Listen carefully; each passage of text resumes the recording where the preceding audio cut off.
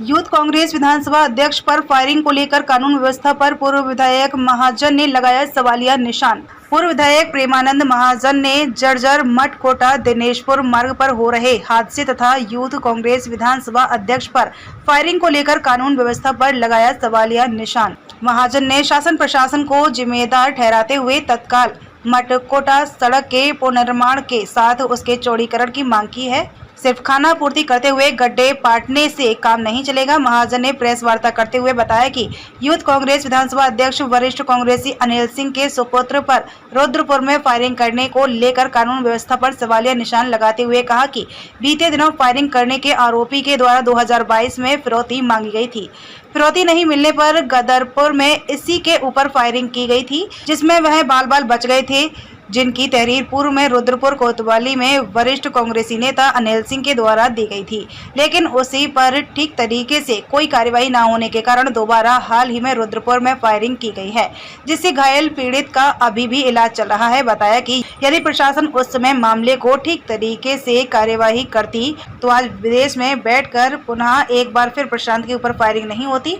उन्होंने सरकार पर क्षेत्र के लोगों को बिजली, पानी, स्वास्थ्य जैसी मूलभूत सुविधाएं भी उपलब्ध नहीं कर पाने का आरोप भी लगाया है। उन्होंने कहा कि लंबे संघर्ष के बाद मठकोटा दिनेशपुर मार्ग का निर्माण हुआ। लगभग 75 करोड़ रुपए से बनाई गई सड़क 1 साल भी नहीं चल सकी और बुरी तरह जर्जर हो गई। क्षतिग्रस्त सड़क पर बने गड्ढों से आए दिन दुर्घटना में लोग अपनी जान गंवा रहे हैं, मगर शासन प्रशासन ने वायदे के बावजूद इस सड़क पर अभी तक कार्य आरंभ नहीं किया है। उन्होंने कहा कि सड़क के पुनर्निर्माण के साथ इसके चौड़ीकरण की नितांत आवश्यकता है। उन्होंने चेतावनी देते हुए कहा कि यदि शीघ्र मार्ग पर दुरुस्तीकरण का कार्य आरंभ नहीं हुआ तो कांग्रेस कार्यकर्ता सड़क पर उतरकर आंदोलन को बाध्य होंगे।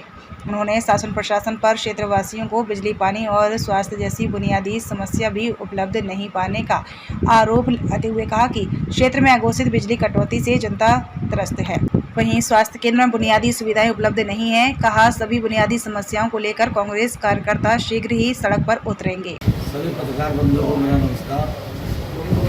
ये घटना 27/6/2024 की है, जो रुद्रपुर में गांधी पार्क में 2 शूटरों द्वारा मेरे बड़े बेटे प्रशांत सिंह के ऊपर वो फायरिंग की गई, जिसमें वो घायल हुआ। उसका अभी भी इलाज चल रहा है।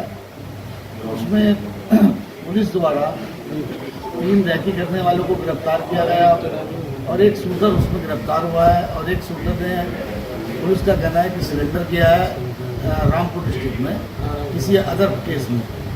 और पुलिस का कहना ये भी है कि अभी कुछ लोग और भी हैं इसके षड्यंत्र में, जिनके खिलाफ पुलिस अभी कार्रवाई कर रही है। परंतु मुझे अफसोस इस चीज़ का हो रहा है।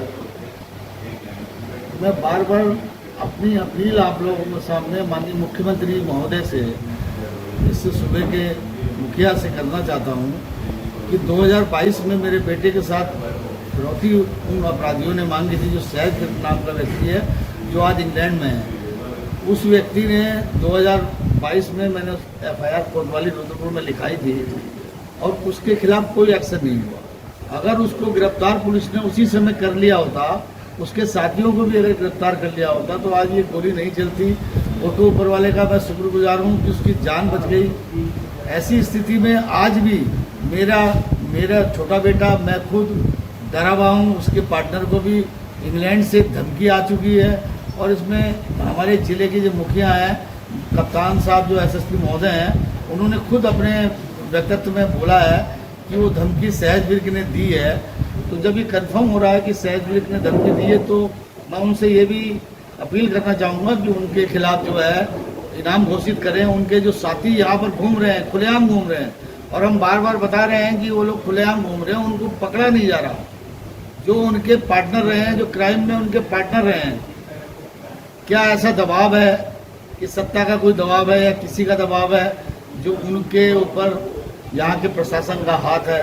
मैं तो इतना डरा हुआ हूँ कि अपने बच्चों को घर से बाहर नहीं निकलने दे रहा हूँ, क्योंकि पुलिस की भी मुझे अभी सुरक्षा नहीं मिल पा रही है। एक ऑलरेडी छोटे समय के लिए पुलिस दी गई है। मैंने माननीय DM महोदय को भी एक पत्र लिख दिया है कि मेरे बेटों को सुरक्षा दी जाए। मैं देहरादून जाके DGP कार्यालय में, DGP साहब तो नहीं मिले, मैं वहाँ एडीजी साहब से भी मिल के आ गया हूँ। मैं डेली अपील कर रहा हूँ कि मेरे बच्चों को और मेरे परिवार को सुरक्षा दिलाई जाए।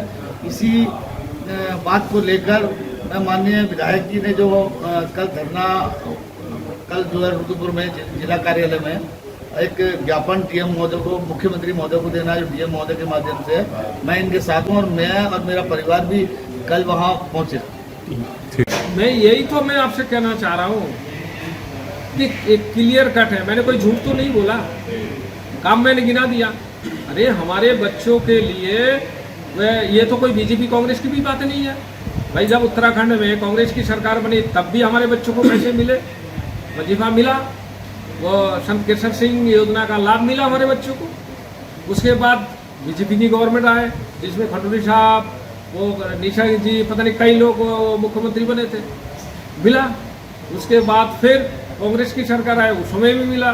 उसके बाद जो फिर बीजेपी की गवर्नमेंट आई तो धामी जी से पहले जितने लोग भी थे मुख्यमंत्री, किसी ने रोका तो नहीं, मिलता रहा। अब धामी जी के नेतृत्व में समाज के लोगों ने एक तरफा होकर उनकी मदद की, दूसरा पुनः मुख्यमंत्री उनको बनाया, तो इसमें क्या नाराजगी, तो मेरे हिसाब से आप लोगों को उनसे पूछना चाहिए।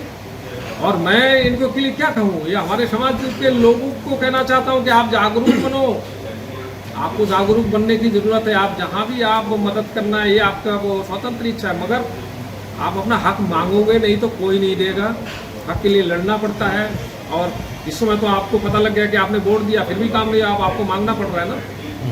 मैं आपके लिए मांग ही तो रहा हूँ, और जब तक आप लोग मेरे साथ आके खड़े नहीं होंगे तो मिलेगा कुछ नहीं। ये भी मैं आपको बता दूँ, जब इलाके के लोग, समाज के लोग आके अपने इस लड़ाई में आके भागीदार नहीं बनेंगे तब तक समाज को